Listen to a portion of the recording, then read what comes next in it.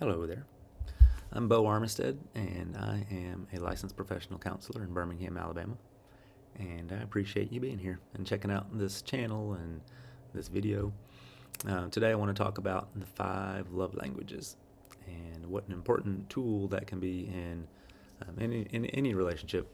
And specifically today, I want to talk about how important that is when you are living from a context of trauma, or living with someone and loving someone who has trauma in their past, and how important that is. So for starters, if you do like this video after you watch it, or you like this channel, or you've seen some of these videos and you want to keep up with them, if you would hit the little subscribe button, and then there's a little bell you can click and you'll get notifications when I make a new video. So that's all about that. But yeah, so the 5 love languages. We all experience love or feel love in different ways. And the 5 love languages are words of affirmation, acts of service, receiving gifts, quality time, and physical touch. And so Gary Chapman is a guy who wrote the book, The 5 Love Languages, and there's a website, 5lovelanguages.com, and that's the number 5, lovelanguages.com. Where you can go and take a quiz, and you can find out what your top 1 or 2 love languages are, and those of your spouse or your children or whoever. But again, it's a very important tool, because if for someone, again, specifically someone who's living with trauma, one of the most important things for someone who's lived through trauma and is living out of a place of a context of past traumatic experiences, or maybe living with PTSD, that person's living in hyper-vigilance, most likely, and needs to feel safe. When someone feels safe, and this applies to anyone, not just someone who's lived with trauma, but we all need to feel safe. And when you experience love according to your love language, whatever that might be, you're going to feel safe, and you're going to feel secure in your relationship. You're going to be able to let your guard down and your defenses down. So it's a great relationship tool for everyone in marriage. I recommend this to all of my clients who are married or in a serious relationship, because it's just it makes things go well in a relationship if you're loving your spouse, your partner, according to how they feel loved. So by default, I guess, we all sort of love or try to love our significant other in the way that we experience love, because it just feels normal and natural. We're like, well, this is how I feel loved, so this is what love feels like, and so I want to show them that I love them, so I'm going to show them the way I feel loved. And that's great, but it doesn't necessarily always work. So again, words of affirmation, acts of service, receiving gifts, quality time, and physical touch. So for example, if my love language, one of my top love languages, is physical touch, and it is, and someone wants to show me they love me by giving me a gift, well, that's great. I like gifts. I think everybody likes gifts. But it's not really communicating to me love, because that's not how I experience love. If my top love language is receiving gifts, and you're hugging on me all the time and kissing on me all the time, that's cool, but that's not how I experience love, so it doesn't feel like love to me.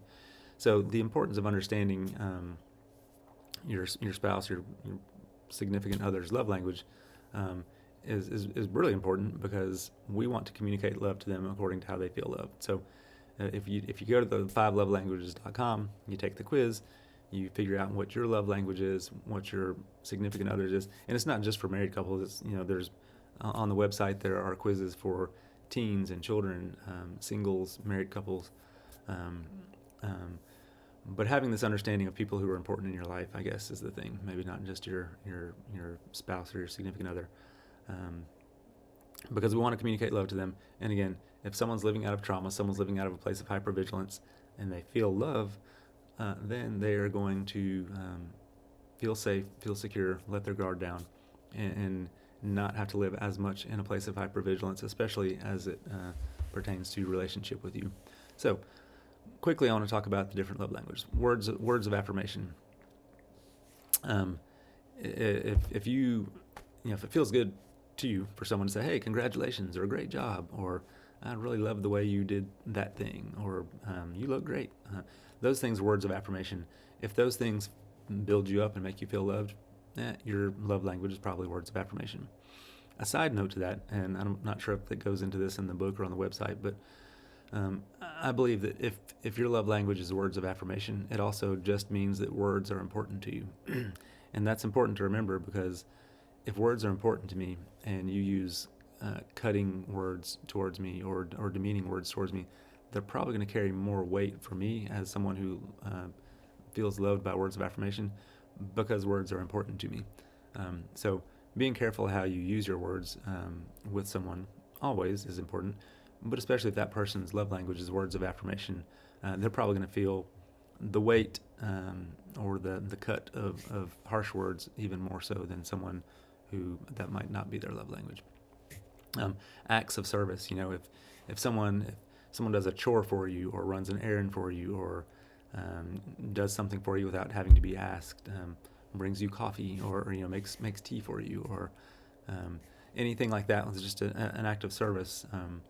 That might be the way you feel loved. If you go in and wash the dishes and clean the kitchen, and your wife hasn't said anything to you about it, and that's her love language is acts of service, that's going to be some brownie points.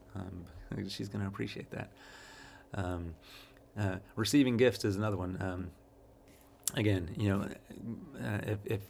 if it makes you feel good, if it makes you feel loved, if it makes you feel seen and important when someone gives you a gift, whether doesn't have to be big. It doesn't have to be like a new car in the driveway. It can be like I come home and bring you your favorite candy bar without, just kind of surprise. Here's a candy bar. Not a big deal. But for someone whose love language is receiving gifts, that's a big deal. And it can be bigger than that. But just so you don't get hung up on, hey, in order to love my person according to their love language, I'm gonna have to buy them a car or a piece of art or something, big and expensive or whatever. It's not true. If their love language is receiving gifts, the smallest gifts can mean a great deal. Quality time is another one, and quality time could be just sitting with someone, getting their undivided attention, having a meaningful conversation. For a couple, it could be a date night or a trip away together. Even for not a couple, for friends, a trip away together, or just hanging out and having good conversation. That might be your love language. That might be how you experience love. Just spending good time with someone. And finally, physical touch is important. Everyone needs physical touch.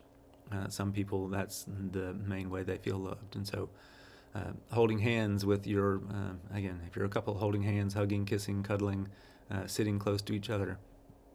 And again, doesn't have to be a couple. If you hug your friends and that's feels like love to you, that's great. All these love languages kind of sum up in general how each person feels and experiences love, and they're very important in all of relationships, whether it's parent and child, or relationship with your spouse or friends or whatever, or someone you're just helping, serving and in a relationship with. Knowing that what the love language is really important. And again, in particular with someone who has experienced trauma, living out of a place of hypervigilance, this can be a real big deal, and just helping them feel safe with you, feel secure with you. And sometimes I like to say talk to married couples about, if you love her according to her love language, she's going to be more inclined to want to love you according to your love language. And then when you experience that, you're going to be wanting to love her according to her love language, and you can get this big love cycle going, which is can be a good thing. But anyway, we all need to feel love. We all feel love in different ways. So check out 5lovelanguages.com. I'll put a link in the description below, and you can click through there. Take the quiz. It doesn't take long. It's a great quiz to take, so you can understand yourself, and you can understand the people that are close to you, and you can learn how to love them well. All right, thanks for watching. Hope you have a great day, and I'll see you next time.